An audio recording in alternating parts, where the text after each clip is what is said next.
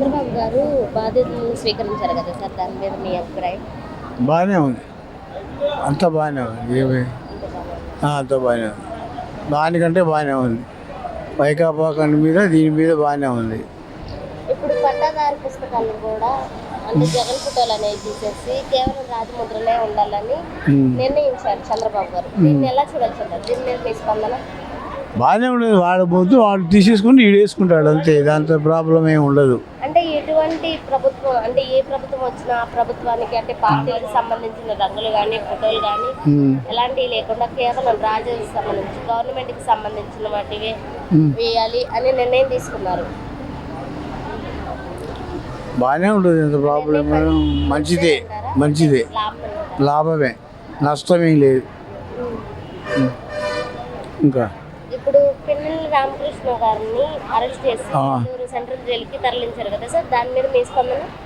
బాగానే ఉంది, అతను చేసినవన్నీ బాగానే చేశాడుగా, అవన్నీ అరాచకాలు చేశాడు కాబట్టి అరెస్ట్ చేయడమే మంచిది.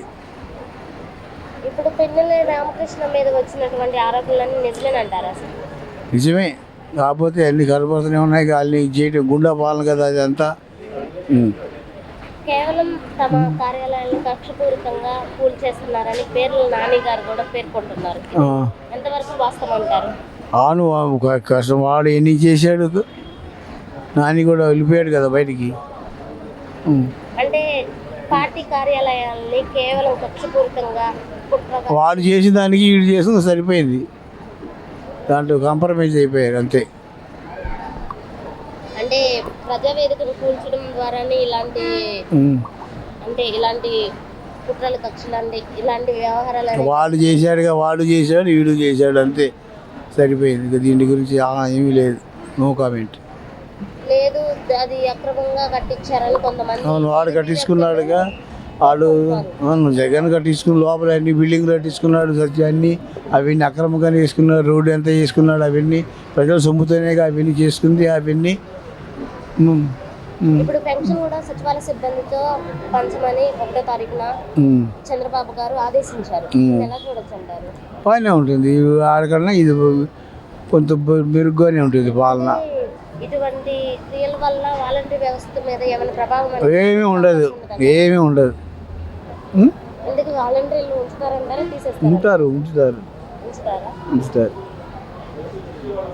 మరి వాళ్ళకి అంటే వాళ్ళు చేసే అంటే పనులు సచివాలయ సిబ్బందికి ఇవ్వడం అనేది ఎంతవరకు కరెక్ట్ అంటారు? కరెక్టే, అంతవరకు సబమే. అన్నీ అవన్నీ అక్రమంగానే వేసుకున్నాడు, రోడ్డు ఎంత వేసుకున్నాడు, అవన్నీ ప్రజల సొమ్ముతోనేగా అవన్నీ చేసుకుంది. అవన్నీ ఇప్పుడు పెన్షన్ కూడా సచివాలయ సిబ్బందితో పంచమని 1వ తారీఖున చంద్రబాబు గారు ఆదేశించారు. ఎలా చూడొచ్చు అంటారు? బాగానే ఉంటుంది, ఆడకన్నా ఇది కొంత మెరుగ్గానే ఉంటుంది పాలన. ఇటువంటి క్రియల వల్ల వాలంటీర్ వ్యవస్థ మీద ఏమైనా ప్రభావం? ఏమీ ఉండదు, ఏమీ ఉండదు. ఎందుకు వాలంటీర్లు ఉంచుతారంటారా, తీసేస్తారు? ఉంచుతారు.